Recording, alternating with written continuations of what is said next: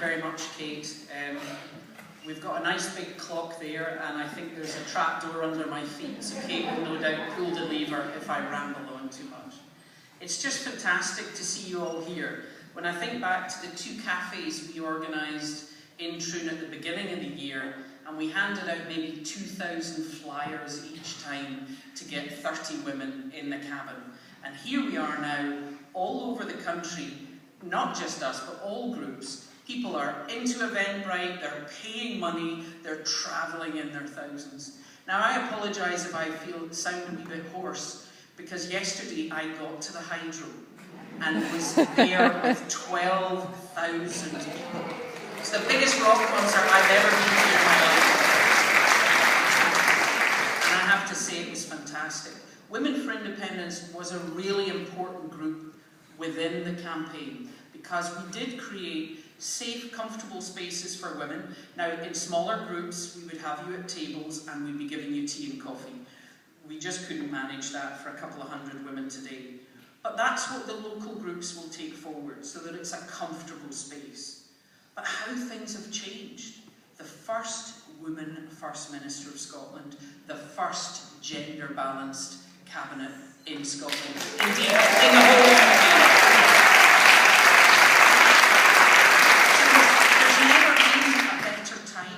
For us to be standing up and coming forward and capturing that energy and making sure women's voices were heard. Now, obviously, our theme for the last couple of years was fighting for independence, visualising why we wanted it, and visualising what we wanted to do with it.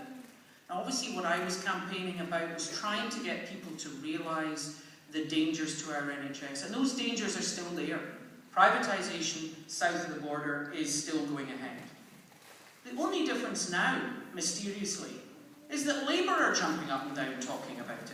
Instead of saying, I'm lying, I'm exaggerating, it's no threat to us, you will find them using exactly the same phrases. Indeed, we had Andrew Neil, who got a right handbagging from Jean Freeman, who you're going to hear from later.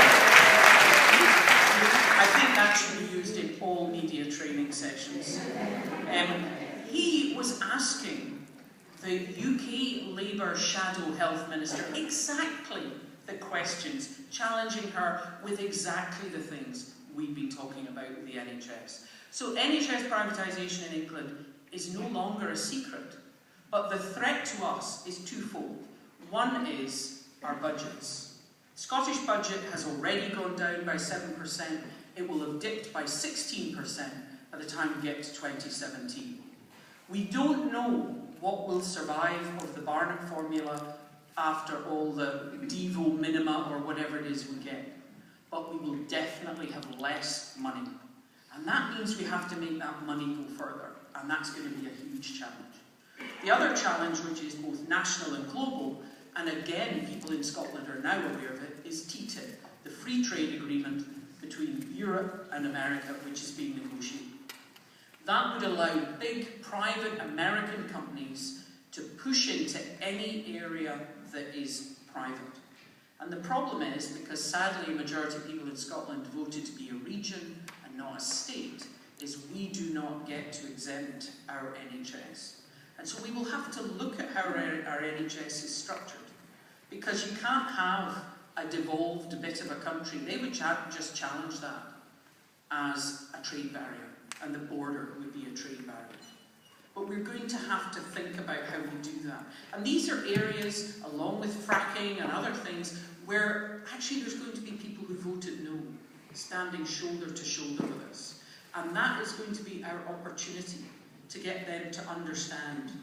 Fracking licences were given out without so much as a phone call to the Scottish Government. Our ability to exempt our NHS disappeared on the 18th of September. And those are things where we will be able to get people that we are